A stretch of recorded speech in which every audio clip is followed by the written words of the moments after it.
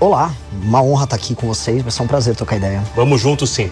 E também os nossos convidados aqui, recebo o comentarista da Jovem Pan e advogado, o Túlio Nassa, o repórter André Martins, da revista Exame, e o advogado também e comentarista da Jovem Pan, Acácio Miranda. Vamos lá então, direto ao ponto já com o senhor, Renan. Quero ouvir, o senhor se apresenta como o presidente do Missão, é compositor, gosta de música, mas para quem não te conhece ainda, como você tem se apresentado nessa caminhada, que é o interesse em disputar a presidência da República, inclusive? Pois é, boa noite a todos. Novamente, eu reforço que é uma honra estar presente aqui, trocando ideia com vocês. Eu sou o Renan Santos, eu tenho 42 anos de idade, eu sou natural aqui de São Paulo, do bairro da Moca, filho de um advogado, filho de uma psicóloga. Fiz faculdade de Direito na USP, não terminei, resolvi ser empresário. Toquei minha vida em muitas áreas, empreendi, vi todas as agruras que é trabalhar, tentar criar emprego aqui no Brasil. E em 2013 vi aquelas famosas manifestações, as jornadas de junho, vi o início de uma luta anticorrupção fervilhar no país, me envolvi com aquilo, tomei parte. Em 2014, fundo o Movimento Brasil Livre, lideramos as manifestações que derrubaram o governo Dilma Rousseff, apoiamos naquela época a Operação Lava Jato e nos tornamos, vamos dizer, um instrumento de pressão naquilo que a gente considera errado, seja corrupção, seja posturas erradas, gastos públicos estúpidos, uma agenda de leniência no combate ao crime organizado. Só que a gente também percebeu que as pessoas não nos levariam a sério se nós não fôssemos também uma alternativa de poder. Foi assim que nós fundamos, ano passado, novembro, o Partido Missão, e com base no Partido Missão a gente tornou uma alternativa de poder que está sendo reconhecida nas pesquisas como uma opção já para 2026, e eu estou muito orgulhoso. Antes dos nossos convidados, o senhor toca no assunto sobre o impeachment de Dilma Rousseff, e também na sequência veio meio que um apoio ao ex-presidente Jair Bolsonaro. Alguns nomes, os movimentos de rua estiveram ali. Eles lá, eu não. Como o senhor vê hoje que esse movimento se coloca contra também a opção do bolsonarismo? O que sobrou daquela ideia das ruas hoje que se firma uma legenda de fato? Alguma coisa que se mantém daquela época ou é totalmente novo essa ideia? Vamos lá, o Bolsonaro, ele usurpou um movimento de rua que era anticorrupção e que era em certa medida impessoal. Que era um movimento que apoiava à época a Operação Lava Jato, duras medidas contra a corrupção galopante que estava rolando ali no governo Lula 2 e Dilma 1 e 2. E ele assume o protagonismo daquele processo após a queda de Dilma Rousseff, quando as pessoas se deparando com a eleição de 18 falaram: opa, preciso de uma alternativa, em quem eu vou votar? Elas não encontraram algo de novo, para além do Jair Bolsonaro, que já vinha crescendo, também, vamos dizer, trazendo um discurso mais à direita, que é um discurso alternativo dentro da política brasileira. Temos que fazer uma crítica, o discurso à direita nos anos 90 havia desaparecido, os tucanos nunca pegaram para si esse discurso, acho que nem quiseram, e aí, com base nisso, ele se tornou, vamos dizer, uma opção que vence as eleições. Mas ao usurpar esse processo, ele não levou à frente as causas enquanto valores. Então, o Bolsonaro, ele não tocou a agenda anticorrupção, pelo contrário, ele desmontou isso ao longo do governo dele. Uma agenda de autoridade, de enfrentamento a questões fiscais, parou na reforma da Previdência, ele tocou, mesmo a contragosto, porque ele era contrário à reforma da Previdência, depois não fez uma agenda reformista, tá mesmo tendo o Paulo Guedes lá. A agenda de combate ao crime, a gente precisa lembrar, era uma pauta central do Bolsonaro. Ele não andou com nada. Em certa medida, ele até sabotou o pacote anticrime do Sérgio Moro, acabou passando o juiz de garantias lá do Freixo. Então, o Bolsonaro, ele se apropriou dos símbolos, mas ele não foi um líder na hora H. E aí ele transformou tudo aquilo, e essa é a provocação contra os bolsonaristas, num culto à personalidade dele. Aí é legal, o pessoal ia na rua, chorava, cantava Viva Bolsonaro, mas isso virou o quê para as pessoas? Virou só no retorno do Lula e uma crise política que a gente está vivendo hoje. Acácio Miranda. Renan, falando aí da fundação do Partido Missão, a minha geração, a geração do Túlio, a gente viveu os anos 80, 90, contra a cultura era a esquerda. Hoje há uma tendência da molecada, da contracultura estar um pouco na direita. E acho que o Missão e o MBL vivem um pouco desse reflexo. Você concorda com isso? E caso concorde, a que você atribui essa mudança de chave? Porque neste momento o jovem é de direita e não de esquerda, como foi nas décadas de 80 e 90, por exemplo.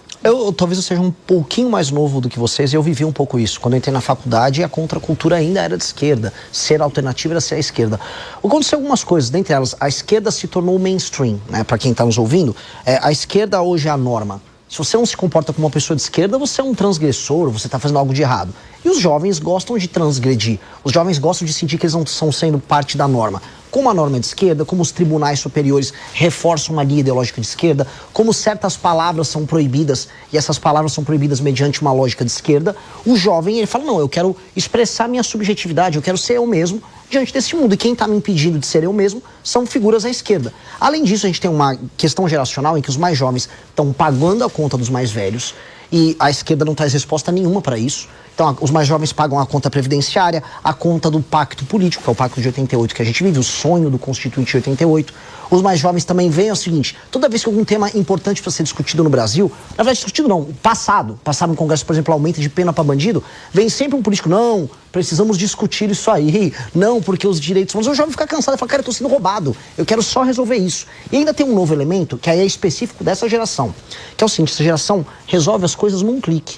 Hoje você tem softwares, você tem os aplicativos que tentam ser mais amigos do usuário possível. Então tudo tem que ser muito rápido, você resolver tudo num clique, num movimento, numa olhada. Pois bem, eles estão vendo que a atividade política, especialmente na forma como a esquerda conduz, é lenta. Ela impede as coisas de fluir. Então os mais jovens querem respostas rápidas, tal qual a vida deles é rápida na contemporaneidade. Nós, no Partido Missão, trazemos a resposta para isso. A gente trata dos temas políticos sem muita frescura, sem muita enrolação. Saímos da discussão meramente ideológica, vamos para a discussão prática, em termos de proposta.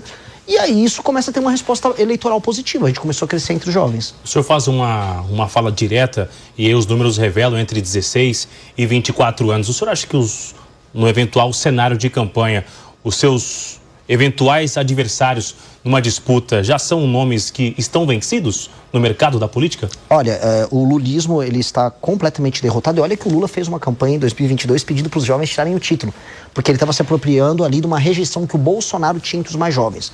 De fato, a família Bolsonaro ficou rejeitada entre os mais jovens e, né, por as razões que eu levantei para vocês, o governo do Bolsonaro foi um governo frustrante. Ele prometeu muito, né? Não, aqui ó, a bandidagem já era, eu vou fazer... Ele não fez nada. Aí esses mais jovens falam: pô, eu quero uma resposta prática.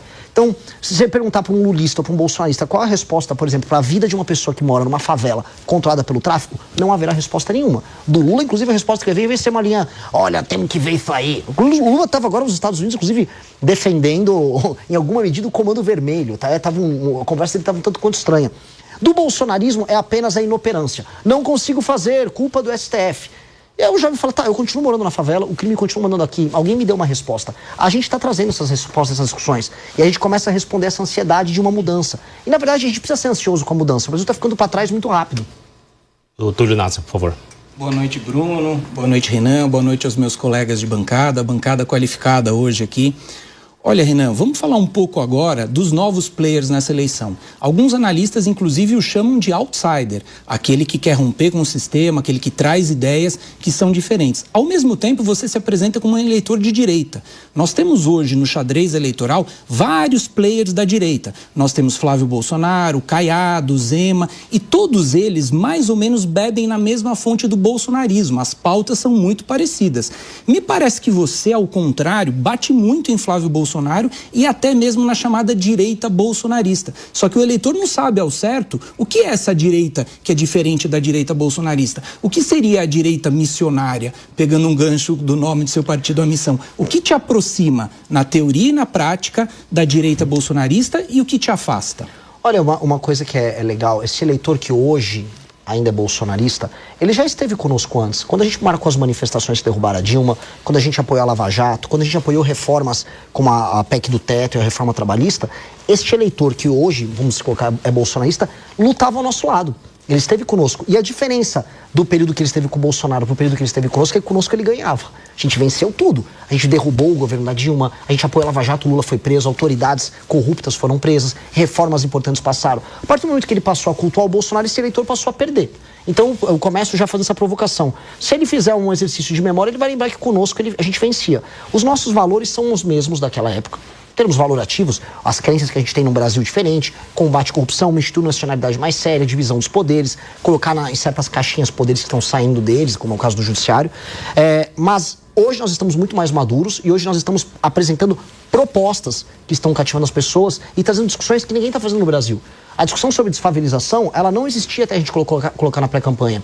A discussão sobre data center no Nordeste, sobre investimentos em infraestrutura, sobre o uso inteligente da energia para a gente gerar desenvolvimento econômico. A pauta do Nordeste é a solução e não um problema, como eu coloquei e foi imitado pelo Flávio Bolsonaro, são pautas que a gente está trazendo. E essas são coisas que esse eleitor de direita pode, vamos dizer, abraçar, porque no fundo ele acredita nisso. O eleitor de direita ele não acredita lá no PL da misoginia que o Flávio passou. Se perguntar pro tiozão do Zap que votou no Flávio Bolsonaro, ele fala, pô, isso é um absurdo. Agora, ele vai concordar conosco, por exemplo, quando a gente fala sobre frentes de trabalho em regiões que estão tomadas apenas por assistencialismo. Ele falou, não, eu acho justo, eu sou um cara que defende o trabalho como valor, um direitista típico defende isso, e esse sujeito do Partido Missão defende. É por isso que eu estou avançando no eleitorado de direita. Primeiro entre os mais jovens, mas os mais jovens têm pais, avós, tios, primos, professores, irmãos.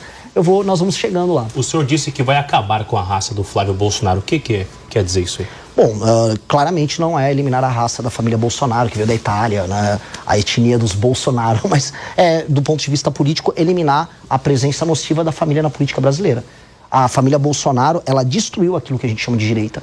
Eu volto a colocar a provocação. Até 2018 nós vencíamos tudo. Vencíamos a esquerda nos tribunais, nas ruas, nos projetos, nas ideias. Desde que os Bolsonaro entraram, eles pegaram essas lutas e submeteram elas ao interesse personalíssimo da família. Por exemplo, a Operação Lava Jato foi destruída para salvar o Flávio Bolsonaro, que cometia crime de peculato, rachadinha no gabinete dele.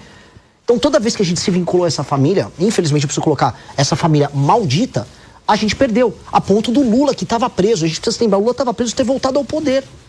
E aí, agora a gente fica nessa situação com o nosso país destruído, e aí vem o filho, desculpa falar isso aqui, envolvido no escândalo de corrupção da rachadinha, que é o Flávio Bolsonaro, que até agora, pelo menos no horário que a gente está gravando o programa, não assinou a prorrogação da CPI do crime organizado, que está rolando no Senado.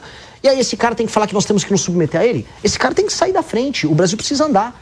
Assim como o Lula precisa simplesmente, vai tocar a vida dele, vai dar milho pra pombo, sabe? O Flávio Bolsonaro tem que fazer a mesma coisa, para de atrapalhar o nosso caminho. Renan, agora me fala uma coisa, então, em relação à sua diferença com os bolsonaristas. Você é a favor ou contra o PL da anistia geral, ampla e restrita? Ou você é a favor da dosimetria? Ou de nada disso? Enfim, essa é uma pauta que não tem como você fugir nesse momento. Não tenho e jamais fugimos. O nosso deputado federal, Kim Kataguiri, ele é favorável ao PL da dosimetria.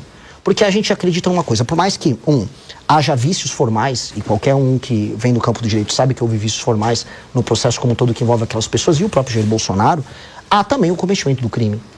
Aquelas pessoas não estavam passeando, olha, estou aqui num domingo, vim entrar no Palácio do Planalto, né, vim montar um acampamento dentro do STF. Aquelas pessoas praticaram um crime. E se fosse o STF cometendo esse crime, todo mundo falaria que essas pessoas tinham que estar presas.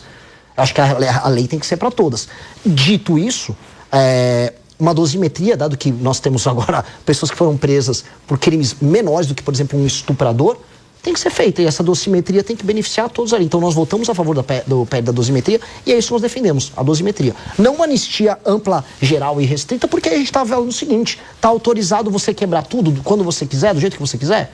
Não pode ser várzea. Senão a gente vai tratar o país assim, é várzea. Se o cara tá de verde e amarelo e eu sou verde e amarelo, pode. Se o cara tá de vermelho, não pode. E o cara de vermelho vai falar a mesma coisa. Pro lulista, o Lula perde a eleição agora no fim do ano, então ele manda a turma dele invadir tudo. Eu acho que a gente tem que ter critérios objetivos. A lei e a ordem tem que funcionar para todo mundo. Por favor. O senhor comentou sobre a fundação do partido no fim do ano passado. Queria que você falasse um pouquinho sobre os planos, né? O partido vai ter alguns candidatos nos principais estados. Qual que é a expectativa de bancada na Câmara dos Deputados? Vocês vão ter candidato ao Senado? Eu queria que você detalhasse um pouquinho. Olha, pensei num trabalho, me tornar um dirigente partidário, vamos colocar assim, de um partido pobre e jovem, como é o Partido Missão, é um trabalho hercúleo, né? Nós temos que treinar, nós temos que construir as chapas, montar a chapa com mais de 1.000 candidatos ao redor do Brasil. A gente está falando que realmente são, em cada estado, você acaba tendo a necessidade de ter centenas de candidatos.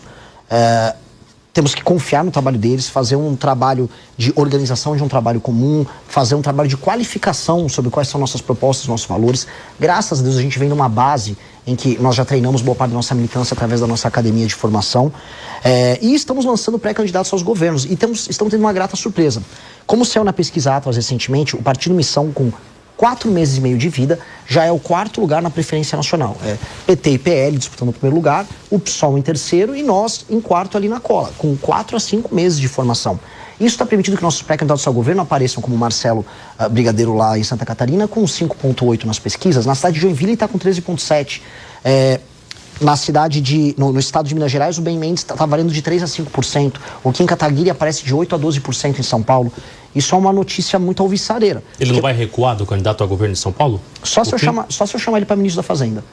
Que é o que eu gostaria de ver ele sendo meu ministro da Fazenda. Que é um dos jovens mais brilhantes na parte econômica no Brasil. É uma liderança incrível, com experiência em andar com uma pauta reformista no Congresso. E foi inclusive o cara que protocolou a PEC que transforma o regime fiscal brasileiro, a lógica fiscal brasileira, que vai nos tirar de uma rota de colisão bizarra que o Brasil está se encaminhando. Então, seria um excelente ministro da Fazenda e eu estou tentando convencer ele disso. E os outros estados, para completar a resposta? Os outros, temos pré-candidatos no Pernambuco, temos pré-candidato no Paraná, também pontuando com 3 a 4%. Em todos os estados a gente parte de um piso. A gente lançou agora um pré-candidato no Mato Grosso e eu posso fazer uma aposta para você, já na próxima pesquisa ele vai aparecer com no mínimo 2%. Porque no Partido Missão é isso. Como a gente defende uma causa e a gente tem uma perspectiva, uma visão de mundo, as pessoas acreditam a gente por causa da causa. A gente não é um coletivo de projetos individuais. A marca fala muito alto. Então a gente tem uma responsabilidade muito grande pelo que a gente fala e pelo que a gente constrói. Porque há um lado positivo nisso, que é essa confiança que está dando uma espécie de piso alto para um começo. O Direto ao Ponto com Cássio Miranda. Pegando um gancho, Renan, olhando para a estrutura partidária e, obviamente, para uma projeção de resultado em 26, você mantendo essa musculatura, candidatos a governador mantendo essa musculatura, qual que é a expectativa de vocês em termos de Congresso Nacional?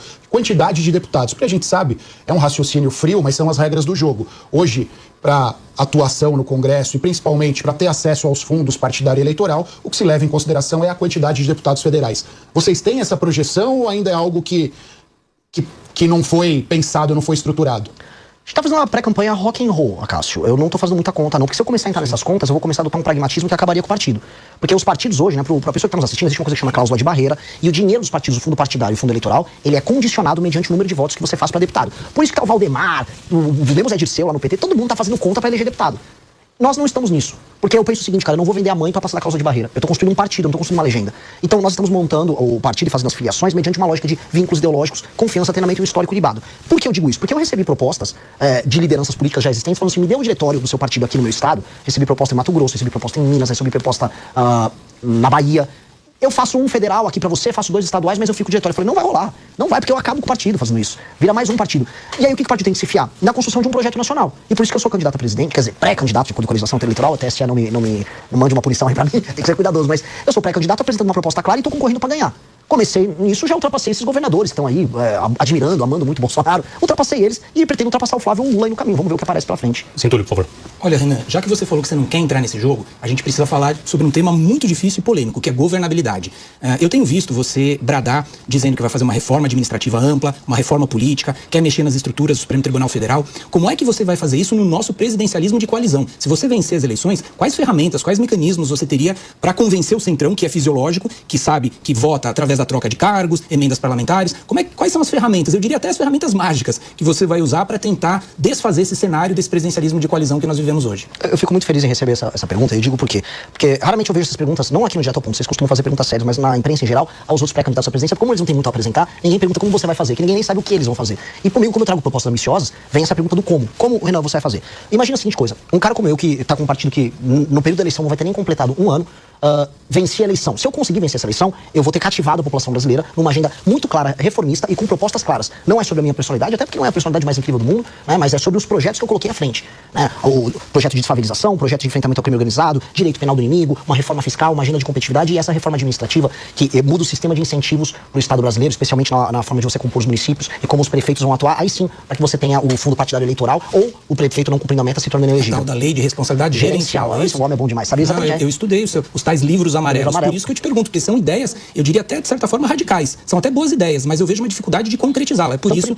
que eu refaço a pergunta. Não, a primeira resposta para isso é: vencendo a eleição com uma agenda reformista, todo mundo, inclusive os caras do Centrão, saberão com a agenda do presidente da República. Eu não vou tergiversar, eu não vou ser eleito com o rabo preso, eu não tenho rabo preso com nada.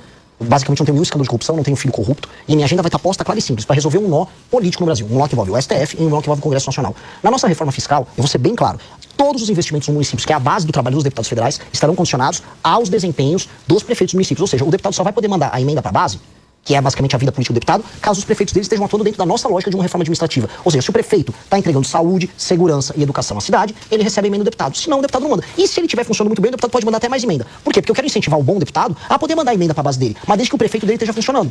Do jeito que está hoje, isso não funciona. Então não é alterar a lógica de modo a negar a política, porque eu não estou aqui para negar a política. Isso na caneta ou uma discussão com o Congresso? Porque primeiro o Congresso precisa concordar com o senhor. Mas o Congresso é um buraco sem fundo. Todo o dinheiro que joga lá não é suficiente. Sim, mas vai ter que discutir isso com o Congresso e também punir o Congresso via STF de maneira absolutamente republicana se eles estiverem usando emenda só para roubar. Hoje o ministro Flávio Dino, alguém que eu tenho as mais profundas discordâncias do ponto de vista ideológico, está indo para cima do Congresso Nacional por conta de desvio de dinheiro de emenda. Pois bem, a Polícia Federal, assim como tem que ir para cima do escândalo do Master e do escândalo do INSS, também tem que ir para cima dos políticos que estão desviando emenda. O escândalo do orçamento secreto, no fundo, é um escândalo que envolve bilhões todos os anos no orçamento nacional. As emendas hoje estão ultrapassando a casa dos 50, 60 bilhões todos os anos e boa parte delas, sejamos sinceros, é usada para desvio de dinheiro, para fazer caixa 2 para a campanha deles. Então, assim, nós queremos fazer as coisas na boa intenção, com um projeto, no amor, mas se precisar também ter fiscalização muito dura e tem que ter, eles vão sentir o peso da lei. Do jeito que está hoje, um deputado federal não se responsabiliza pelos seus atos, desvia emenda como quer e coloca uma faca no pescoço da presidência da República. Isso tem que ser reorganizado. E essa será uma presidência da República que vai reorganizar esse jogo. A emenda vai ter que ser determinada apenas mediante desempenho dos prefeitos, até porque o prefeito que não entrega melhorar de vida para as pessoas não pode ficar recebendo dinheiro a dar com pau, para falar um termo bem popular. Eu tô indo pro Maranhão amanhã e no Maranhão o jogo é esse. Os caras recebem emenda de imposto extraído daqui de São Paulo, do Rio, de Minas e não fazem nada com esse dinheiro.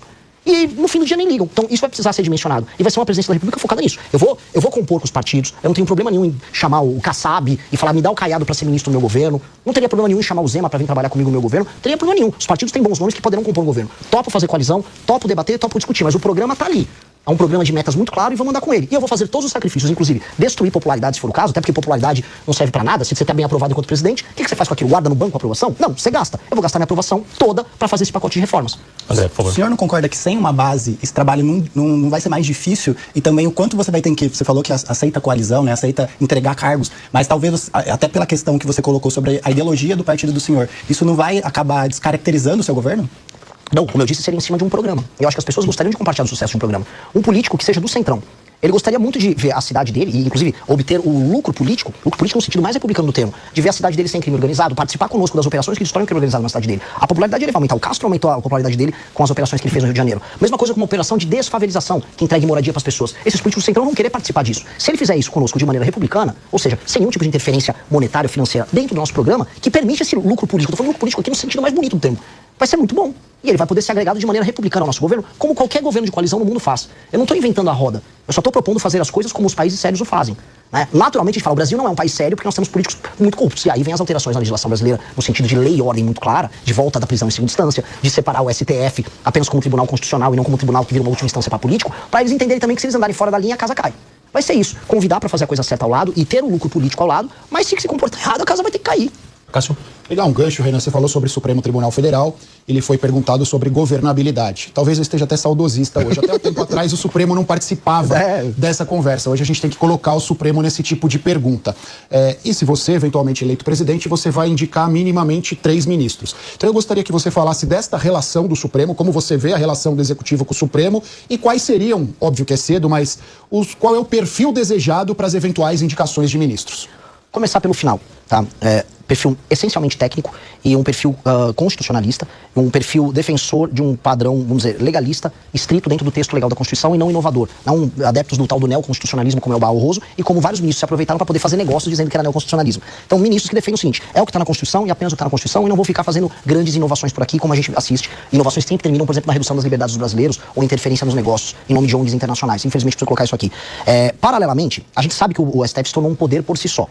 E aí a gente tem que ter uma série de medidas que recoloquem o STF dentro da caixa. E eu volto a colocar um ponto que eu trouxe na pergunta do nosso amigo aqui. O que acontece? Eu serei eleito dentro de uma agenda que responde à crise. A agenda de resposta à crise, caso o eleitor fale ao Renan, é uma agenda, portanto, de recolocar o STF dentro de, vamos dizer, do seu papel institucional clássico. Então você não vai poder mais viver de 83% de decisões monocráticas como temos no STF hoje. Nós temos que ter limite para as decisões monocráticas. Mesma coisa para aquele período bizarro em que um ministro pede vistas e fica segurando um processo. Ministros têm que ser proibidos de terem escritórios ligados a familiares e amigos atuando junto com eles. Nós temos que ter uma corte pequena e específica, feita por sorteio de desembargadores ou critério que seja decidido, para cuidar dos casos que envolvam deputados e senadores, para que eles não fiquem à mercê do STF. São medidas simples, a fim das decisões monocráticas do Estado, mas são medidas simples e diretas que recolocam o STF no papel constitucional. E uma delas, inclusive, é o filtro de entrada, que faz com que no Brasil a gente tenha cerca de 8 mil ações que vão parar no STF, enquanto que nos Estados Unidos são apenas 50. Se a gente faz esse filtro de entrada, matéria apenas constitucional, aí sim a gente começa a recolocar ele no lugar dele. Seria uma pauta central nossa. Até porque nós temos um país em que o poder executivo não existe. O orçamento é executado pelo legislativo e as grandes pautas nacionais são decididas pelo judiciário. Eu serei um presidente que vai cumprir este papel. Terei sido eleito para isso. Então eu só gostaria de lembrar, hoje eu tenho um partido que tem 5 meses de idade. Se eu for eleito à presidência, eu não terei mais apenas um partido pequeno. Eu vou para lá com pelo menos 100 deputados e mesmo os deputados do centrão e da direita que ganharem vão ser pautados os meus argumentos. Então será um jogo diferente. O senhor faz uma fala também sobre o Supremo, para já colar o assunto, a atuação do ministro Alexandre de Moraes. O senhor defende um formato ali de atuação do ministro Alexandre para combater o crime organizado. Seria essa ideia? De que forma que seria a atuação do ministro Alexandre, de alguma forma do Supremo, para conseguir combater o crime? O que é exatamente? Qual a receita que o ministro tem usado? Isso é uma provocação ao ministro Alexandre de Moraes sobre o direito penal do inimigo. E qual é a provocação, né? Veja, quando a gente fala em direito penal do inimigo, que significa ter uma legislação especial que retira certos direitos de defesa de um faccionado entendido aqui como praticamente um terrorista, uma pessoa que nega o Estado democrático de direito, que reiteradamente comete crimes que violam direitos humanos, como é um membro do PCC, um membro do Comando Vermelho. Se você vai ver entre os juristas, a comunidade jurídica brasileira, não, isso é um absurdo, isso é uma exceção. Aí beleza, eu ouço isso dos juristas, e já ouvi de ministro do STF. Só que quando o Alexandre de Moraes cria ele próprio um regime de exceção para bolsonaristas, e aí essas pessoas têm os direitos de defesa dela mitigados, ou seja, diminuídos, aí tá tudo bem, aí defesa da democracia. O que eu tô propondo é assim, e se eu aplicasse o método do Xandão, que é o direito penal do inimigo em parte, não é, como eu tô fazendo uma analogia, aos faccionados, se o tipo de julgamento daquelas pessoas que foram presas por conta do dia 8 fosse aplicado pelos presos do Comando Vermelho, eu gosto desse método. Eu deixaria ainda mais grave, deixaria ainda mais duro, ainda mais pesado. Então eu deixo isso como provocação para a comunidade jurídica brasileira, que ficou aplaudindo Alexandre de Moraes, mas quando a gente fala em implementar medidas duras contra bandidos, aí são contra. Fala engraçado, né? Interessante. Não é no mínimo incoerente, né, por parte dessas pessoas. Então é uma provocação que eu faço bem clara e bem direta. E que faz sentido. André. Aproveitando que o senhor falou sobre segurança pública, o senhor citou o fato de incluir, enquadrar organizações criminosas como grupos terroristas, né? Tem essa discussão de os Estados Unidos talvez fazer isso, e existem algumas discussões no meio jurídico que isso poderia causar alguma interferência aqui. E também dentro do PL que foi discutido antifacção, tinha essa medida incluída, mas ela foi retirada. Você, como pré-candidato, se eleito, você vai defender que os grupos terroristas, as organizações criminosas sejam considerados grupos terroristas no Brasil? Olha, eu defendo, assim, se ele vai ser qualificado como terrorista ou não, isso é mais um enquadramento marqueteiro. Para mim, eles têm que ser enquadrados como o inimigo. E o que é o inimigo? São figuras que fazem parte de gangues ou organizações que negam o Estado Democrático de Direito no Brasil, que fazem ocupação territorial, que cometem recorrentes violações aos direitos humanos. Essas organizações que se parecem muito com organizações terroristas, elas têm que ter esse reconhecimento especial por parte do Estado brasileiro, porque o Estado brasileiro tem que enfrentar elas de uma maneira diferente. Eu não posso chegar pro cara que é o ladrão de galinha e dar a ele o mesmo tipo de tratamento que eu vou dar para um membro que está com um fuzil do Comando Vermelho ocupando uma favela. Ou um prefeito na cidade de Santa Quitéria, no Ceará, que faz basicamente um acordo com o Comando Vermelho e impede as pessoas de votarem em candidatos adversários, senão o Comando Vermelho bate na porta da casa dessa pessoa. O enquadramento jurídico para eles é diferente. Essas pessoas negam o Estado Democrático de Direito no Brasil. Se os Estados Unidos gostam ou não gostam disso, isso é problema dos Estados Unidos. Até porque esse interesse deles sobre isso é bem recente. E se os Estados Unidos quiserem ser parceiros da América Latina no enfrentamento ao crime organizado, dependendo da parceria, pode ser bem-vindo. Eu acho que o Brasil tem que retomar o próprio território, ou seja, retomar as pessoas que estão sob o comando do crime organizado e depois, reorganizando as próprias forças armadas e reorganizando as próprias contas públicas, se tornar uma força pacificadora da região. E, inclusive, impedir que os Estados Unidos façam isso. Quem tem que ser o grande líder político, quem tem que ser o macho alfa aqui da América do Sul, é o Brasil. E esse é um papel nosso. A gente está permitindo, inclusive, que os Estados Unidos façam isso, o que pra gente é humilhante. Túlio. Renan, vamos mudar um pouco de assunto e falar agora de viabilidade eleitoral. Veja, você tem se destacado muito entre os jovens, né? Essa subida sua se deve em muita medida às ideias e tudo mais, mas também ao seu sucesso com o público jovem.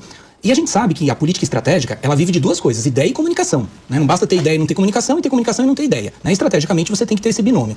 Como é que você vai fazer para conversar com as pessoas mais velhas, conservadoras, religiosas, aquelas pessoas que em certa medida não se identificam com o perfil dos membros hoje do Partido da Missão?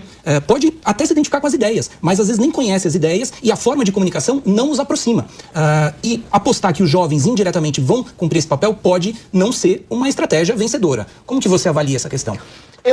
Quando eu decidi ser pré-candidato à presidência e conversei com o nosso time, eu falei muito com as pessoas, olha, a gente não dispõe de meios que permitam que a gente chegue nas pessoas de maneira clássica. Eu não tenho acesso à televisão como os candidatos grandes têm, eu não tenho o dinheiro para botar uma propaganda na televisão, para sair colocando outdoor por aí, eu não tenho nada. Eu sou um cara de classe média que vive num apartamento pequeno, que todo o dinheiro do trabalho que gero eu coloco no movimento e no próprio partido político faço essas coisas ficarem de pé. Portanto, eu farei uma campanha com o que eu tenho à disposição e falando sempre a verdade. Tô falando isso não porque eu quero dar uma de Don Quixote, mostrar que eu sou apenas realista. Eu tô falando que quando você não tem nada a perder. E eu vou fazer apenas o que eu acredito no processo. Naturalmente, isso ressoa entre os mais jovens. Agora, como você colocou, e eu concordo contigo, isso também representa os valores das pessoas mais velhas. Essas pessoas estão em bolhas cognitivas, bolhas de algoritmo nas redes sociais, diferentes das nossas. Também tem uma barreira de entrada que uma parte importante dessas pessoas acha que nós somos comunistas, porque nós somos de direita, mas não somos Bolsonaro. É natural. O problema é quando a nossa mensagem chega. Eu sou o mais desconhecido dos pré-candidatos a presidente. A partir do momento que eu começar a chegar na casa das pessoas, como eu estou fazendo hoje agora aqui na Jovem Pan, quando eu vou nas rádios ao redor do Brasil, eu chego. E essas pessoas descobrem a mensagem e gostam. Então a resposta está em diminuir o desconhecimento, fazendo o que eu estou fazendo, que é rodando de carro Brasil. Se eu vou aguentar, aí é uma questão, assim, falam de burnout, esses cansaços, eu não posso me cansar. Em tese eu sou jovem, mas eu vou trabalhar o máximo, eu vou rodar de carro, eu vou em rádios, eu vou na mídia tradicional, e eu ainda acredito muito no papel da imprensa tradicional, e com base nisso eu vou começar a chegar no coração dessas pessoas mais velhas falando algo que está dentro do sistema de valores deles. Então, isso é meio que inevitável. Para te conhecer um pouquinho melhor, você é um liberal progressista ou é um liberal conservador em relação aos costumes? Ou não é nada nada disso. Eu sei, por exemplo, que você é católico. Pouquíssima gente sabe disso.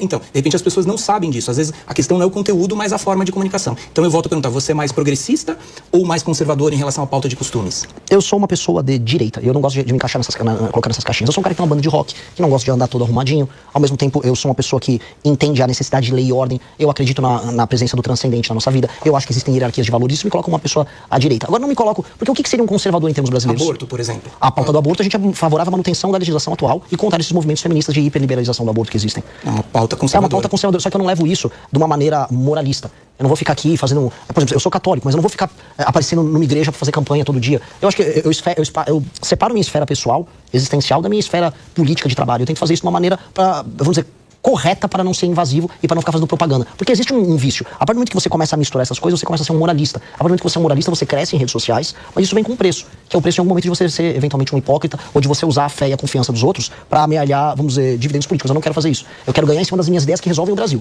Que são ideias que podem ser colocadas à direita. Agora, nunca fui, não sou um progressista e nem o serei, assim. Esse é o meu jeito de ser. Acácio, pegar um gancho, então, nessa pergunta e nessa resposta, Renan. Quem te inspira? Se você, sei lá, se o Renan, pessoa física, fosse falar que tem um ídolo, quem é o seu ídolo? Quem que te inspira? Júlio César, Alexandre o Grande, Ayrton Senna, Bob Dylan. Seria um meu quadrinômio aqui de heróis políticos, heróis em campo de batalha, heróis em termos de liderança, heróis em dedicação e disciplina no trabalho, acho que o Senna é um exemplo disso, herói na manutenção das suas convicções pessoais e a sua audácia em não ser moldado por ninguém, que é o caso do Bob Dylan. Eu sempre penso assim, o que cada um deles faria na hora de eu tomar uma decisão. E são grandes referências minhas, assim, talvez sejam as referências que eu mais sigo e mais gosto de pregar para os outros.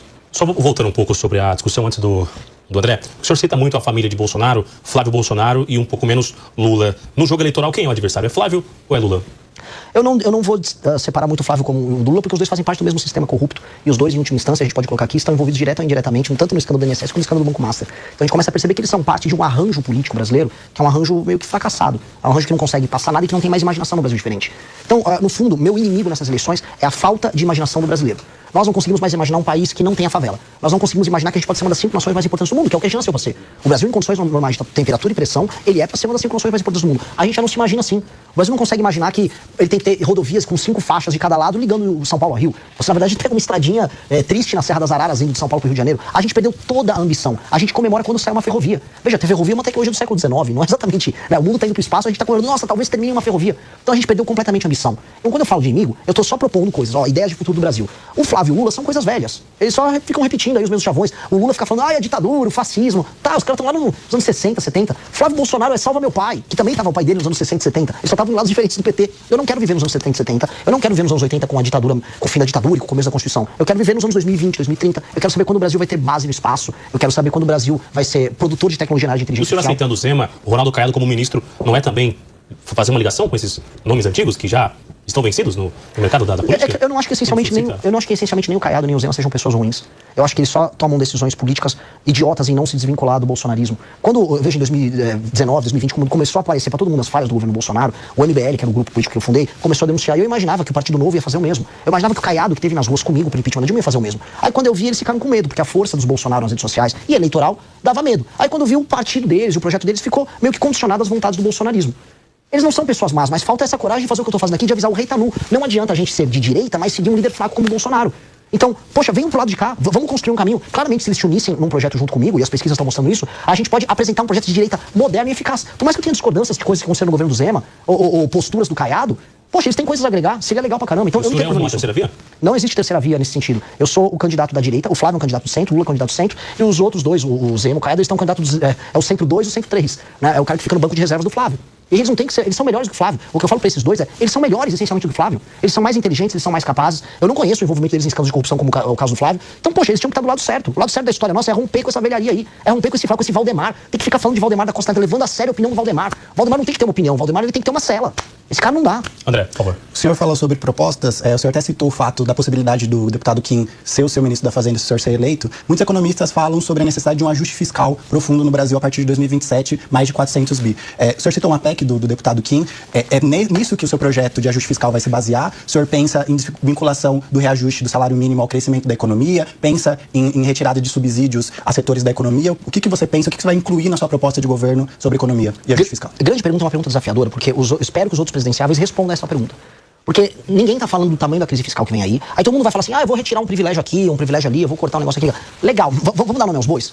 O real o Brasil vai precisar economizar todos os anos muitas centenas de bilhões para inverter essa curva de disparada da dívida, pra gente poder mexer lá na frente nos juros, pra poder mexer inclusive nos impostos. Todo mundo fala em reduzir imposto, porque o imposto tá aumentando, mas ninguém fala como cortar se a gente tá numa situação fiscal desesperadora. Pois bem, a PEC protocolada pelo Kim Kataguiri, ela foi protocolada no ano passado, tá num processo de recolhimento de assinaturas, outros 2 deputados protocolaram junto, e ela ataca todos os grandes problemas fiscais do Brasil. As indexações, por exemplo, tanto a subida da aposentadoria quanto do BPC são vinculados ao aumento do salário mínimo. Isso acaba gerando distorção, porque o valor do salário mínimo, que cresce de acordo com a produtividade, ele acaba indo para pessoas que não estão numa atividade produtiva. Isso é injusto para quem é produtivo, por mais que tenha que ter reajustes no BPC e na aposentadoria. Fala aqui de uma outra reforma da Previdência que vai precisar fazer e que mexa nos privilégios, especialmente os privilégios do alto funcionalismo. Estamos falando aqui da desvinculação de gastos na parte de saúde e na parte de educação. Isso ninguém vai querer falar. Só que eu tô fazendo aqui uma coisa que o Milei fez. Eu tô avisando, precisa fazer, tá? Vai precisar fazer. Quem ficar fingindo que não vai fazer, basicamente tá te enganando, porque ele vai acabar fazendo apenas na escondida, na muquia. E se você fizer de um jeito correto, as pessoas no Brasil vão começar a sentir a diferença rápido, no bolso. Porque você passa uma PEC que começa do Kim, que em 10 anos economiza 3,3 trilhões, sem contar a queda, a economia que a gente vai ter por conta da curva dos juros que diminui, a gente vai sair de uma Selic de 15, vai poder num horizonte de 2, 3 anos ir pra 7, 8, ou seja, o dinheiro nosso vai valer mais. Né? Isso vai ter um efeito econômico para as pessoas gigantesco. E aí a gente vai poder discutir, inclusive, redução de imposto e outras medidas que tenham um efeito de crescimento na economia, que vão fazer o dinheiro sobrar no bolso das pessoas. E benefícios sociais como Bolsa Família, o que o senhor pensa sobre isso? O senhor citou sobre um projeto de desenvolvimento de empregabilidade. O Bolsa Família ele tem alguns mecanismos de porta de saída, foi incluído agora nesse governo. O que o senhor pensa sobre isso?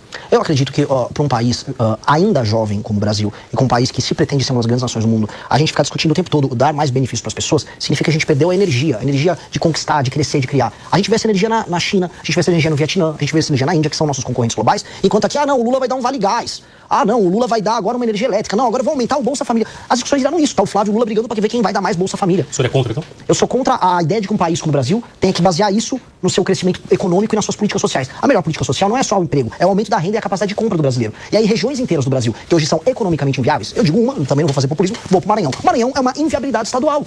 No Maranhão, as cidades se sustentam só com dinheiro vindo dos outros estados. E a maior parte das pessoas, ou grande parte, vive de um misto de benefício do governo, que é aposentadoria, BPC e Bolsa Família, e o sistema político fica lá com o pires na mão pedindo grana. Não dá pra viver assim, não dá pra pagar essa conta. É por isso que o imposto tá caro pro empregador aqui em São Paulo. Eu vou ter que virar, primeiro eu vou escolher um lado. Eu vou ficar com o lado do pagador de imposto e da pessoa que tá rendendo. Depois eu vou criar saída pra essas pessoas. E a saída dessas pessoas do Bolsa Família vai desde chegar em cidades que estão desesperadamente vivendo de auxílios, especialmente cidades nas regiões do Norte e Nordeste, e fazer frente de trabalho, até trabalharmos com a reforma de competitividade no Brasil, que determine, assim, que abrir e fechar um negócio, contratar e demitir uma pessoa numa empresa, que correr o risco, né, do dinheiro hoje que tá basicamente rendendo na poupança ou com o título do tesouro, vá pra atividade produtiva, e aí, com o Estado trabalhando junto, e eu não tenho problema em colocar o Estado atuando junto, você começa a gerar crescimento econômico nesses lugares. E aí você começa a tirar as pessoas desse mundo auxílio. O que eu aprendi rodando no interior do Nordeste é que as pessoas querem trabalhar, especialmente os mais jovens. Quando eu cresci na região Nordeste, visitando cidades menores, é porque, especialmente o homem jovem, fala, eu não quero viver de auxílio.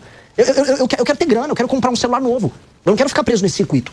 E, entretanto, o que o governo federal está oferecendo, que é essa política da migalha, é achar que o cara, não, pega aí, eu te dou um vale gás, pega um pé de meia aí e vai se arrastando. Eu não consigo aceitar isso. Bolsa Família e outras políticas são para pessoas que estão precisando e não têm condições de trabalhar. Dito isso, nós temos que fazer elas trabalharem. Acácio, por favor. Pegando um gancho nisso, Renan, pacto federativo. A gente tem um pacto federativo muito discutido, muito criticado, mas o pacto federativo é o que a gente tem diante das circunstâncias. Qual é a sua visão sobre o pacto federativo? Tem solução? O ideal é nós mantermos? O que o Renan Santos, presidenciável, pré-candidato à presidência da República, enxerga no pacto federativo? No Brasil, quem paga a banda não escolhe a música.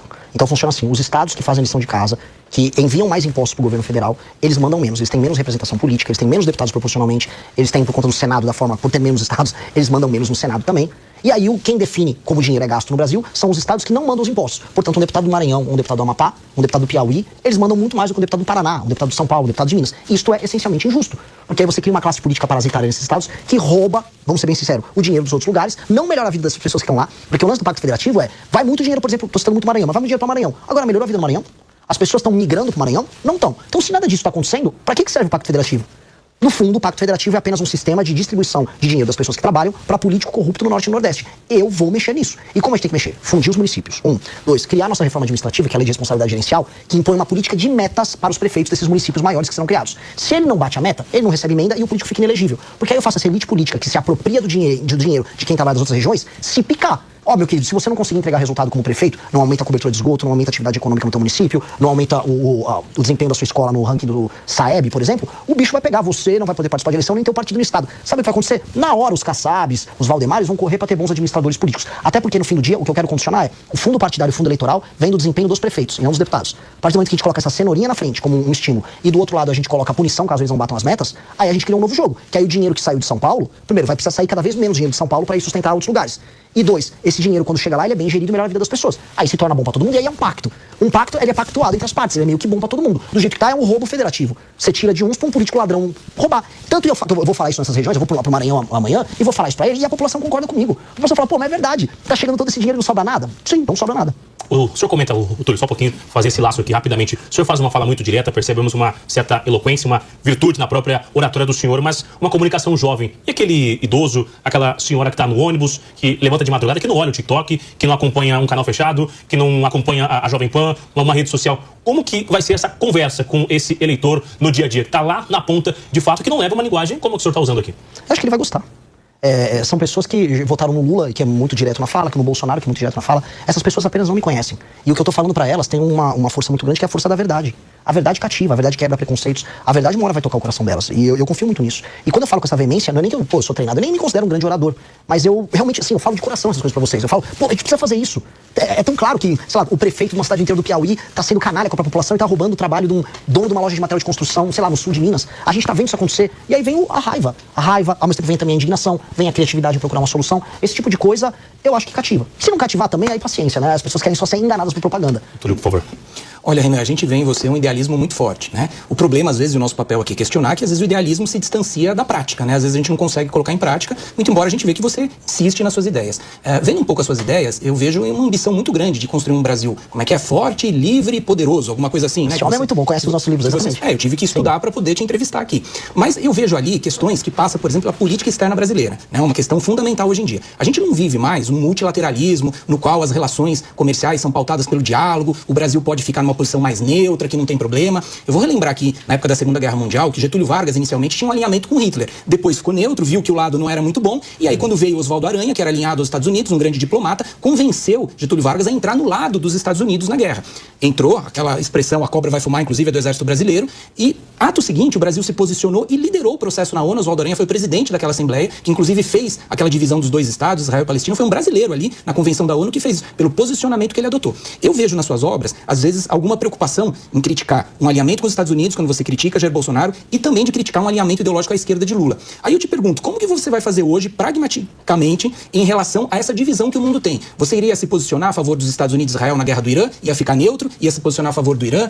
Como que você vai negociar as terras raras? Vai negociar só com os Estados Unidos? Vai negociar com o mundo inteiro? Enfim, qual a postura na política externa brasileira que o Brasil hoje deve adotar em relação a esse cenário desafiador e a esse projeto ambicioso que você quer de um Brasil forte, livre e soberano? Sim, e excelente pergunta. E a urgência de um mundo que está cada vez mais em crise. A gente está vendo conflitos no Irã, na Ucrânia, talvez já um conflito em Taiwan. A gente está vendo esse mundo se moldando agora uma nova guerra cada vez mais quente entre Estados Unidos e China. O mundo do pacto pós-45, pós-Segunda Guerra Mundial, é um mundo que está acabando. E nesse mundo o Brasil é muito fraquinho. Porque o Brasil se garantia nesse mundo multilateral, o mundo das organizações internacionais, baseado na ideia de que os Estados Unidos iam garantir a ordem liberal internacional, que os contratos iam ser respeitados, que um país não ia ser invadido pelo outro. Pois bem, isso está mudando e está mudando muito rápido. E nós estamos vendo, inclusive, os Estados Unidos, que era o antigo garantidor, falando, não, eu quero a Groenlândia pra mim, me dá o Panamá. Invadiram, derrubaram, de maneira correta, o governo da Venezuela, mas é um vizinho. Quando a gente começa a olhar e fala, olha, esse mundo tá muito quente, esse mundo tá começando a ficar complicado e nós não temos condições de defender o nosso território. Eu preciso lembrar uma coisa pra vocês. Das nações com grande território, grande população e grande economia, e isso vai incluir a União Europeia no meio, nós temos aqui 6. Brasil, Índia, China, Estados Unidos, Rússia e União Europeia. Dessas 6 nações, e eu vou incluir a União Europeia como um conglomerado aqui, o único que não tem armas nucleares é o Brasil. O Brasil tem terras raras, o Brasil tem energia muito abundante, muito disponível, e mais, energia vai ser base para o crescimento econômico no mundo baseado em data centers nos próximos anos. Ou seja, o Brasil tem algo a oferecer para o mundo, mas o Brasil não tem como defender esse algo, nem a própria água potável que a gente tem abundante aqui. Então, quando eu olho isso, o Brasil precisa resolver primeiro as suas próprias fraquezas, que são fraquezas fiscais, ou seja, fraquezas orçamentárias que impedem que a gente invista em infraestrutura, invista em tecnologia, que invista inclusive em tecnologia bélica, que ele possa se armar para ter um poder não de invasão, mas de dissuasão. E aí ele se recoloca no jogo. A gente não consegue imaginar que o Brasil vai conseguir se posicionar bem nesse jogo internacional, porque a posição atual do Brasil é humilhante. O Brasil não tem condição de brigar e defender, vamos dizer, seus interesses contra os Estados Unidos e China num momento tenso como hoje. O Brasil fica fazendo uma dança meio ridícula. Ele tem que exportar os nossos commodities agrícolas para a China, ao mesmo tempo que os Estados Unidos falam, agora eu mando no continente, você vai ter que se realinhar aqui. E aí a gente tá vendo isso acontecer. Isso vai acontecer seja o Lula, seja o Flávio, ou seja o Jair, ou qualquer um. Como se reposiciona? Ficando novamente forte. Para ficar forte, tem que resolver a questão fiscal, as contas públicas, se tornar competitivo do ponto de vista econômico, retomar o território, investir em tecnologia, investir nas suas próprias forças armadas, saber utilizar suas vantagens comparativas como energia, terra rara, trazer através das parcerias os Estados Unidos ou qualquer outra nação para produzir semicondutor com terra rara aqui, compartilhando tecnologia com a gente, para ser um parceiro forte que os outros não possam abdicar. E aí, com base nisso, se recolocar como potência, que é o que a gente propõe no livro amarelo. Primeiro uma potência regional na América do Sul, depois uma potência para o sul global. Não, mas essas ideias que são corretas, elas são a médio e longo prazo. Essa reestruturação do Brasil. E a curto prazo, o Donald Trump não vai ter paciência. Ele vai querer um posicionamento do Brasil. O Brasil vai negociar comigo agora terras raras? O Brasil vai apoiar ou não o conflito, que ele chama de conflito, que é guerra no Irã, né? Qual seria o seu posicionamento para agora? Porque aí seria mais um posicionamento diplomático. É bem verdade que o Brasil precisa se reestruturar para se posicionar no cenário internacional com força. Até aí, nós concordamos. Sim. Mas como atuar agora no meio desse confronto diplomático? Qual a posição que o Brasil deveria adotar nesse momento? As posições, as cartinhas do Lula são bem feitas, são corretas? Não, assim, uma das coisas que o Brasil definitivamente precisa parar de fazer é se comportar como o poodle da China no cenário internacional, que é o que ele está fazendo com o governo Lula. Boa parte do problema com os Estados Unidos são as posições subalternas que o Brasil desenvolve. Tanto foi na questão do Irã, quanto na questão do Israel, antes na questão da Ucrânia. E se pintar mais algum conflito que seja do interesse, por exemplo, ou da China ou da Rússia, com o governo Lula, o Brasil vai se comportar de uma maneira que vai gerar incidentes diplomáticos dos Estados Unidos. Esse alinhamento automático com a China a gente não vai ter. Com certeza, o governo nosso não pode ter. Isso abre espaço para uma relação melhor com os próprios Estados Unidos da América. Essa relação, porém, não pode ser de sujeição, de submissão. Os Estados Unidos claramente estão interessados nas terras raras do Brasil. O Brasil tem essas reservas. Só que em quais termos isso vai acontecer? Eu vi o Flávio Bolsonaro indo pra lá falando, olha, nossas terras raras podem ser úteis pra você. Mas como elas serão úteis pra gente? A indústria de semicondutor fica aqui ou fica lá? Haverá compartilhamento de tecnologia? Haverá sociedade com empresas brasileiras? Os Estados Unidos, eles falam muito assim, vocês têm que tirar a China da América do Sul. Tem? Agora sim, a China compra todas as nossas commodities. A China também tá querendo investir em infraestrutura no Brasil. Os Estados Unidos querem botar dinheiro no Brasil? Ou a parceria deles é só no susto, é só no medo? A gente tem que se reposicionar no jogo. E a primeira coisa é sair desse alinhamento automático que tem na China, que aí permite que a gente volte a negociar no campo de batalha. Hoje nós estamos numa posição de alinhamento automático. E alinhamento automático submisso. E essa posição a gente tem que sair, definitivamente. Eu concordo que há uma inevitabilidade nas Américas em lidar com os Estados Unidos. Até porque os Estados Unidos acham que a região como um todo é uma reserva estratégica para eles. Dito isso, entendendo que eles querem ter um controle sobre essa reserva estratégica, nós somos a maior nação da América do Sul. E isso vai precisar ser respeitado e eles assim o respeitam. Como construir isso? Eu acho que passa por esse realinhamento internacional. Vai abrir o espaço de uma discussão que vai ser boa pra gente. A gente segue girando aqui os convidados com diversos assuntos, entrevistando hoje Renan Santos, que é o presidente do Missão e que deverá também disputar a presidência da República e que, se eleito, quer ter uma divisão ou rever o estado ou a cidade do Rio de Janeiro. Que história é essa que o senhor quer fazer com o Rio de Janeiro? A gente quer voltar com o velho estado da Guanabara, que foi extinto de maneira inclusive inconstitucional, mas trazer o conceito de uma cidade autônoma, né, uma ideia de cidade-estado, como existem, não estou inventando a roda, como existe na Argentina com Buenos Aires, como tem com Hong Kong, como tem com Pequim, como tem com Xangai, a ideia de uma cidade que se auto-administra, que seus recursos ficam lá, com uma zona econômica especial, voltado para a área de turismo, para a área de tecnologia e para a área de produção de conteúdos, seja cinemáticos, na parte de arte e festivais e espetáculos, que torna a vocação carioca em ser uma cidade que abre as portas do Brasil para o mundo, sendo funcional. Hoje a cidade do Rio de Janeiro, um dos grandes problemas dela é que ela é administrada por uma elite política da Baixada do interior, altamente corrupta, que não usa as potencialidades da cidade. O Brasil, em grande medida, é conhecido mundialmente por conta do Rio de Janeiro. Eu considero um erro. O Brasil é mais do que apenas o Rio de Janeiro. Mas o Brasil também é o Rio de Janeiro, e o Rio de Janeiro é uma parte muito importante disso. Então, se tornar uma cidade como essa, uma cidade que daqui 20, 30 anos pode ter um status de uma Dubai, uma dessas cidades globais que recebem investidores internacionais, uma cidade que mistura entretenimento com segurança e com o bem viver, é uma cidade que o Rio de Janeiro tem potencial total de ser. E entregar essa autonomia para o Rio de Janeiro significa reconhecer esse status especial. Até porque o Rio, verdade seja dita, ele está num lento processo de decadência desde que ele deixou de ser capital. E esse lento processo de decadência é um processo muito triste. Você vai no Rio de Janeiro, você vê a potencialidade, o mundo vê isso, mas ela nunca se realiza. Acho que essa seria a forma de realizar essa potencialidade do Rio. André, por favor. O senhor comentou que popularidade foi feita para ser derretida, pensando em projetos que podem ser impopulares. O senhor, pensando nisso, apoiaria o fim da reeleição? Com certeza. Com certeza. Eu acho que a reeleição foi... Somente no Executivo? No Legislativo não acho problemático. Agora, no Executivo, sim. Porque a demanda da gestão pública fica toda construída dentro de um calendário eleitoral. E você nunca consegue construir base, porque quem pode fazer parte da base política se torna seu adversário. E em 4 anos, essas ideias que o senhor disse, tanto internacional quanto no Rio de Janeiro, o senhor não conseguiria, então, executar? Em grande parte eu conseguiria, mas aí eu poderia fazer meu sucessor, que poderia tocar isso, até porque eu não tenho interesse nenhum em perpetuar no poder. Eu teria interesse em andar com essa agenda. Eu quero ser visto na história como um grande reformista. Uma pessoa que pegou o Brasil no Estado, apontou uma direção e tocou ela. E eu gastaria todo o meu capital político nisso. Todo. Sob essa perspectiva de reformista, na sua opinião, quem foi o presidente mais reformista do Brasil, se é que nós tivemos um presidente reformista até aqui? Eu poderia citar dois. Tanto o Kubitschek tinha uma imaginação de Brasil diferente, uma imaginação de desenvolvimento de nação para o Brasil, e o Fernando Henrique Cardoso. Ambos têm muitas falhas. O Kubitschek deixou uma crise econômica para os sucessores. O Fernando Henrique Cardoso era ainda um homem do tempo dele, no sentido de estar preso naquele consenso social democrático e tal. Dito isso, foram presidentes que tentaram imaginar um Brasil diferente. E isso tem algum mérito, porque a maior parte dos outros presidentes não tentaram imaginar praticamente nada.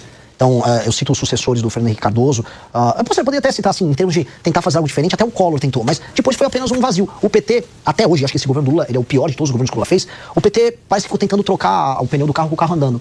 Ele continuou com a agenda econômica do PSDB, quando o Lula entrou em 2003, aí depois, não, mas não vou fazer muitas reformas não vou agestar muito, vou só, sei lá, vou dar um Bolsa Família aqui, vou aumentar a bancarização, vou endividar as pessoas, mete um ProUni e vê o que acontece. Na prática, eles não imaginaram um país diferente. E aí esse governo atual do Lula não tem absolutamente nada disso. Então, grandes presidentes que eu colocaria como referência, acho que especialmente o Kubitschek. Ele imaginou um Brasil para além do litoral, e acho que isso tem um mérito muito grande. Que é o Brasil hoje que está dando certo, no Brasil do agro. Um Kubitschek hoje daria certo no Brasil de hoje? Ou foi algo muito década de 50, 60 mesmo? Havia um surto de otimismo naquela época, né? O Kubitschek, o presidente Bossa Nova, era um período, a gente vai lembrar que o Brasil estava ganhando Copas do Mundo aos montes, né? No período que o mundo gostava de futebol. A Bossa Nova era uma das músicas mais ouvidas do mundo. O Rio de Janeiro era a Dubai da época, o lugar que as pessoas iam visitar, estrelas de Hollywood iam para lá. E aí ele transformou esse otimismo em imaginação de um país ainda maior. Acho que há um mérito claro nisso aí. Hoje o clima é contrário, hoje o clima é negativo. As pessoas chamam o Brasil dos nomes mais horríveis possíveis, as pessoas aceitaram que o Brasil é um favelão, e eu tô tentando fazer algo diferente, que é imaginar assim, gente, o Brasil pode ser muito melhor e a gente pode reeditar essa espécie de era de ouro que a gente chegou até no passado, em ser um país que vende cultura, um país que se gosta, um país que é orgulhoso da sua própria cultura e que não trata os seus vícios como qualidades. Como a ideia de você ter o brasileiro ser um cachorro caramelo favelizado. Eu não quero aceitar isso. Aquele Brasil que se propunha grande na época do Juscelino tem que ser reimaginado agora. Talvez, né, o Juscelino se beneficiou do momento bom que havia na mente das pessoas. Eu quero fazer o contrário, eu quero pegar um momento ruim e transformar num momento bom, fazer as pessoas sonharem com essa glória novamente. O senhor fez uma cena ao agronegócio e também disse agora há pouco sobre esses auxílios e ter uma dependência, né, do Bolsa Família, que isso é ruim, o senhor incentiva que tenha uma independência, que tenha uma renda, que não seja um auxílio. E o senhor cita o agronegócio. O agro que hoje reclama que o governo não tem tido um diálogo, está faltando incentivo, falta recurso. O senhor se eleito num cenário eleitoral, como é a conversa, o diálogo com o senhor? O senhor defende incentivos para o agronegócio? O pequeno produtor no Brasil, ele está passando por um surto agora de recuperações judiciais. As condições internacionais não estão boas para a agricultura brasileira. A gente está vendo agora um cenário em que até fertilizante pode passar por um surto de escassez. Estão falando até em duplicar o preço dos fertilizantes. A gente vê um país que produz soja, milho aos montes, mas não tem silo suficiente para armazenar, ferrovia o suficiente para distribuir. Não tem nem, assim, acabar de escoamento brasileiro é pífia. Passou agora o licenciamento ambiental, vamos ver se resolve alguma coisa, mas mesmo isso fica sendo brecado. A gente teve agora a invasão da Cargill com índios lá na região norte do Brasil, porque estão bravos com uma hidrovia, e agora a gente está vendo discussões sobre a ferrogrão, que é uma coisa que deveria estar funcionando há muito tempo. O fato de a gente não conseguir entregar o básico para o agro torna tudo absolutamente insano. O agro tem que ser uma mola propulsora do desenvolvimento, inclusive industrial, de várias regiões do Brasil. A boa parte da industrialização do Brasil aconteceu no começo do século XX, baseado no excesso de capital dos produtores de café, que acabou se escoando para outras áreas. Pois bem, hoje o produtor brasileiro ele tem que escoar essa produção dele em outras áreas que agreguem valor. Por exemplo, você tem milho, você pode ter biodiesel de milho, você pode ter agora biocombustível de cana, para além do etanol, né? Tô falando de biodiesel de cana também. Você tem investimentos em outras áreas, mesmo startups fundadas por filhos de agricultores, né? Ou capital que vira poupança, essa poupança se torna investida por outros setores da economia. Isso, para acontecer, precisa manter o agro estável e em crescimento. Para o agro ficar estável em crescimento, nós temos que pegar segurança jurídica, segurança na área de fertilizantes, ou seja, nós temos que ter uma indústria nacional de fertilizantes, usando o nosso potássio, usando o nosso fosfato, que hoje é proibido, é interditado por ONGs internacionais e por uma campanha de sabotagem, infraestrutura própria, energia barata e sistema de silos e armazenamentos. Se nós tivermos isso à disposição, o agro faz o trabalho dele sozinho, como já vem fazendo a duras penas há muito tempo. E só lembrando, muita gente fala, não, o agro brasileiro só cresce porque tem um financiamento especial. Quando comparado com o resto do mundo, o agro brasileiro é até subfinanciado, dado que é um agro altamente competitivo. Então o que nós precisamos é terminar de entregar as ferramentas para o agro brasileiro e ele sabe disso. Túlio. Vamos mudar um pouquinho de assunto de novo, falar um pouco de segurança pública. Eu vejo nas suas propostas um certo radicalismo, vamos dizer assim, no sentido de aumentar a repressão policial, né, aquelas frases como eu vou matar se você não se render. Eu vejo também uma política de encarceramento maior, que de certa medida, hoje a gente vive um cenário de guerra, né? Acho que morre mais pessoa aqui se bobear do que no Irã.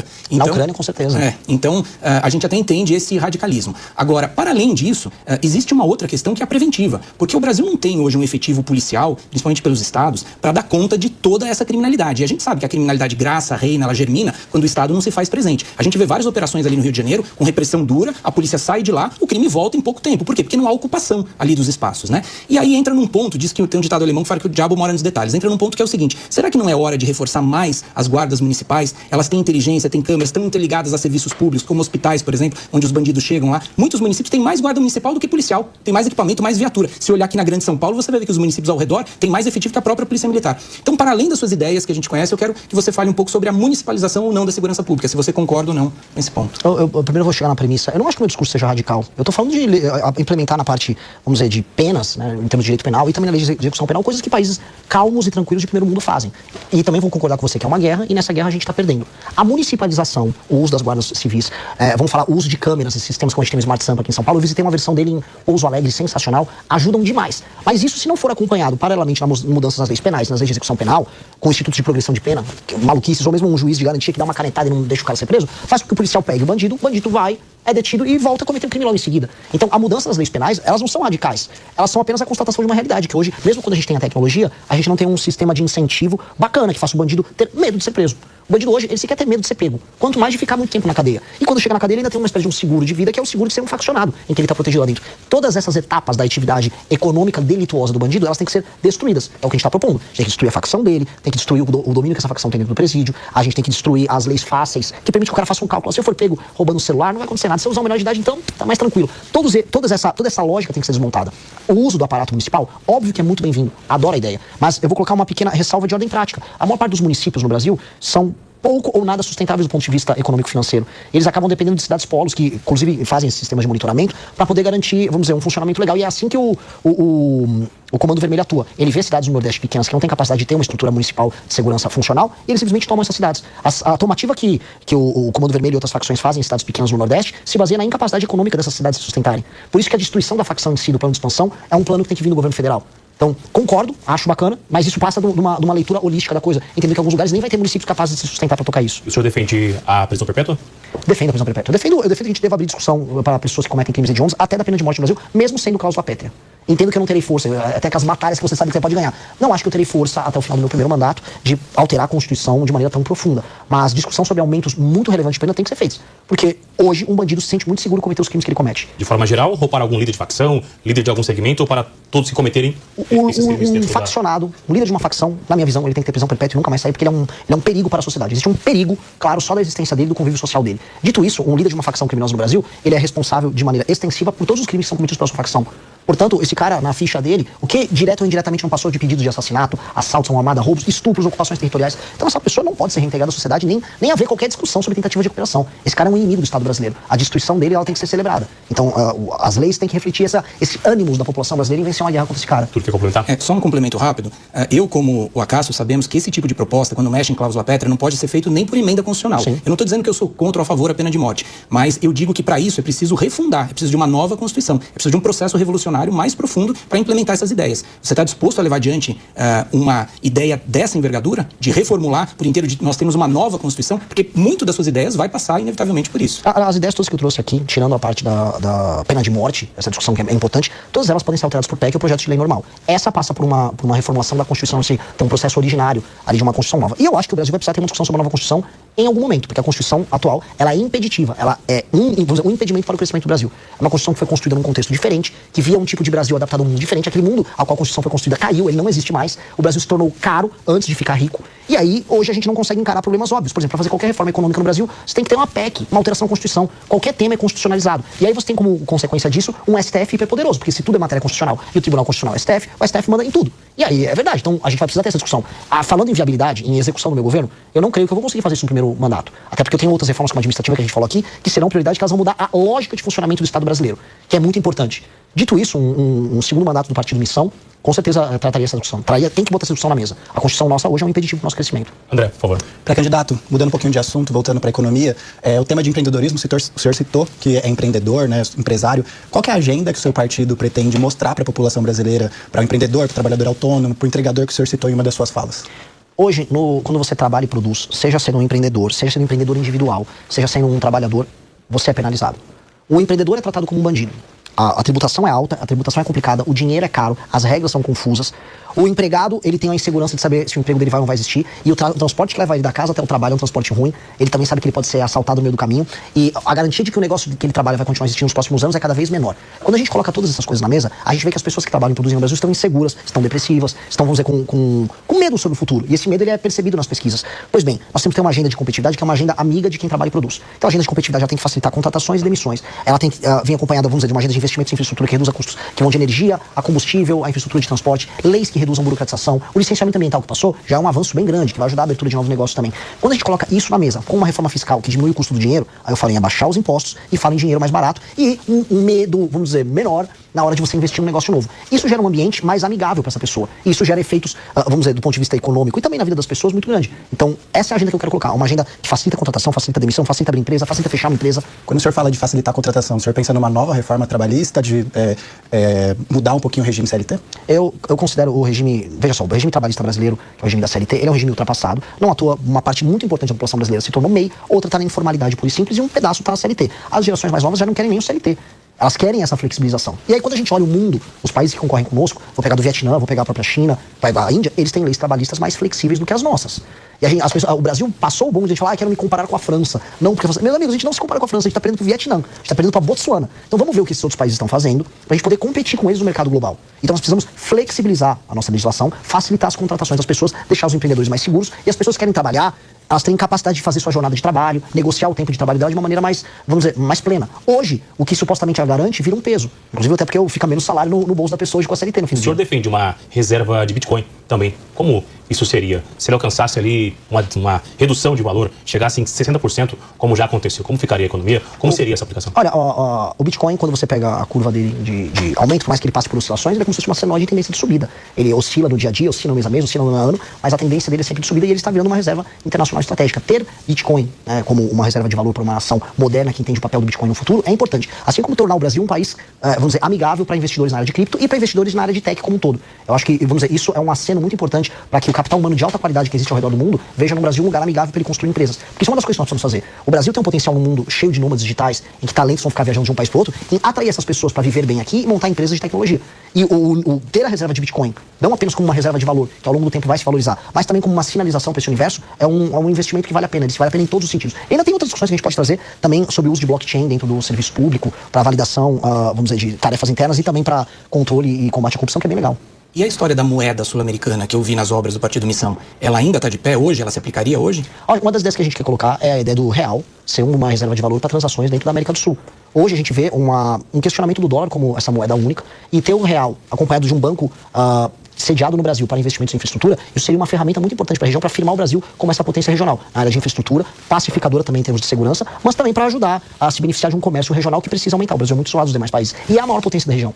E isso, se a gente olhar em termos geopolíticos no longo prazo, faz muito sentido, porque o Brasil se firmando como uma das 5 maiores nações do mundo nos próximos 30, 40 anos, ele vai ter sua região, que vai ser uma reserva estratégica de poder. E a região é a América do Sul. E os Estados Unidos terão que compreender isso. Isso vai fazer parte de um jogo. Então, sim, o Brasil tem que colocar isso no próprio horizonte. Não é para agora. Briga com o Trump. Mas ele vai estar morto quando isso acontecer. Ele nem existe mais. Que rendem muito, inclusive, que ele vai estar morto. Internacionais, né? Vai demorar. Último giro aqui, reta final, alguns minutos. A Cássio Miranda, por favor, antes da morte do Trump, por favor. O ótimo é inimigo do bom. São várias as reformas propostas por você. Olhando para todas elas, qual é a sua preferida? Qual é aquela que você diria, essa eu quero que seja a primeira a ser implementada, a mais primordial na sua visão?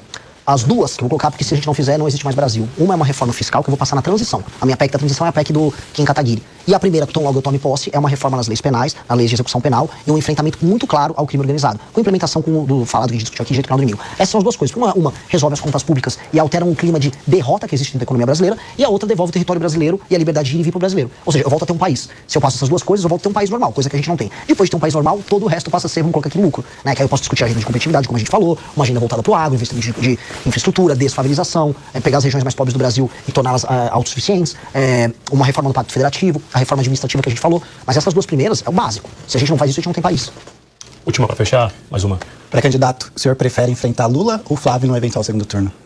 Acho que é melhor pro Brasil o Lula já cair no primeiro turno e eu enfrentar o Flávio. Aí vai ser um prazer, porque ele não vai poder fugir dos debates no segundo turno. Aí vai ser muito legal. O senhor não estando no segundo turno, quem o senhor apoiaria? Eu estaria no segundo turno. Não se entra numa batalha pensando em perder. Teve também em São Paulo o discurso do Pablo Marçal, que não haveria um segundo turno, ele não conseguiu avançar e teve que apoiar algum nome no segundo turno. É que ele é um estelionatário. Repito a pergunta. Eu não vou me colocar na mesma posição de um Pablo Marçal. Eu entrei nessa batalha com apenas Ele ocupa essa posição? O quê? De um estelionatário? Sim, claramente. Se ele quiser, ele me processe. Não tenho nem problema em falar isso. Ele é um brincalhão, ele brincou com a esperança das pessoas e ganhou dinheiro com a esperança das pessoas. Eu acho isso vergonhoso, eu acho isso nojento. E às vezes as pessoas me comparam a ele só porque eu sou um outsider nas eleições. Eu não sou. Eu montei um partido político, trabalho de milhares de jovens que coletaram assinaturas ao redor do Brasil. Eu não tô aqui pra destruir o sistema. Eu tô aqui pra pegar o Brasil e transformar o Brasil num país sério e reformar o sistema. É por isso que eu não sou um destrutor. Eu não tô aqui um destrutor, não, um destruidor. Eu tô aqui pra reformar, pra fazer o Brasil virar um país sério. E nesse sentido, eu só vou trabalhar pra ir pro segundo turno. Eu não vou olhar pro lado, eu não vou querer saber, eu só vou trabalhar. Até porque meu partido tem só 4 meses. E eu já pegar um gancho no Pablo Marçal e Partido Missão, ele fez uma aposta que que se o partido fosse estruturado, ele daria uma determinada quantidade. A gente fez uma aposta com o Kim, né? Pagou essa aposta? R$500 mil não pagou, né? É por isso que quando eu falo estelionatário, eu não tô brincando, né? O cara nem pra cumprir as apostas que ele faz. Ele disse que a gente não montaria o partido. Diferente dele, a gente montou. Hoje ele tá contratado como funcionário do Partido União Brasil, pra fazer propaganda pros candidatos do União Brasil. Hoje, eu que duvidava, ou quem que ele duvidava, estamos liderando o nosso próprio partido político, participando da corrida não só presidencial, mas estadual em vários lugares. Última, Túlio, pra gente fechar. Eu estou deduzindo aqui que se houvesse um segundo turno entre Flávio Bolsonaro e Lula, hipoteticamente, você votaria nulo de novo. Tô certo ou tô errado? E você aceitaria um apoio de Flávio Bolsonaro, se eventualmente você vencer Flávio Bolsonaro no primeiro turno? Um apoio para o segundo turno? Eu não entro numa batalha pensando em perder. Quando fui montar um partido político, todo mundo duvidou que eu consegui. E as pessoas falaram que o mais provável era eu simplesmente não ter o nosso partido montado. Também duvidaram quando a gente foi tocar o impeachment de Dilma Rousseff. No impeachment do impeachment e na montagem do nosso partido, eu não olhei pro lado e eu falei, vou montar. Eu só trabalho com a hipótese de ter partido pronto e a Dilma derrubada. Eu vou trabalhar apenas para vencer a eleição. Então, não é que eu estou me evadindo dessa pergunta. É porque essa pergunta não existe na minha cabeça. Se eu simplesmente começar a pensar assim, eu já perdi. Então eu tenho que ir até o fim. Internamente tinha o nome do Kim, até por conta da idade, imagino que não foi escolhido. E o senhor é um nome que não tem tanta visibilidade, está começando agora, o senhor disse diversas vezes que está indo em rádios e emissoras para tentar viabilizar o nome do senhor. O senhor é um candidato de verdade ou é um experimento do Missão? Eu sou um experimento dos meus pais, né? Me colocaram no mundo, se vai dar certo ou não, a gente vai saber até o final da vida, mas eu sou uma liderança verdadeira do grupo político com o qual faço parte. Eu fundei o meu MBL, quando fundei um jovem, tinha 30 anos, e no processo de impeachment da Dilma, eu liderei inclusive parlamentares, eu fui vice-presidente do comitê do impeachment, eu fundei uma revista de cultura e política no Brasil, fundei um aplicativo que é uma rede social própria, lidero um partido político e o maior movimento político do Brasil, ao mesmo tempo sou escritor, também sou compositor, sou uma pessoa capaz e isso me qualifica a ser, enquanto uma pessoa séria, capaz de grandes realizações, um líder político do Brasil. Então, eu vou até o final nas eleições e eu lidero uma massa de pessoas sensacional. Eu lidero hoje o que há de melhor no Brasil. Onde há capital humano de qualidade, onde há uma pessoa inteligente, há um apoiador da missão. E isso está se espalhando cada vez mais. Então, não há um experimento, há apenas vamos a constatação de que o sonho de um Brasil diferente vai dar certo, a gente vai chegar lá. Uma conversa direto ao ponto com Renan Santos, o presidente do Missão, aqui na Jovem Pan. Muito obrigado, presidente. Obrigado, eu que agradeço, maravilhosa conversa, uma honra estar sempre aqui com vocês. A honra é nossa, também agradeço aos nossos convidados de hoje, ao advogado e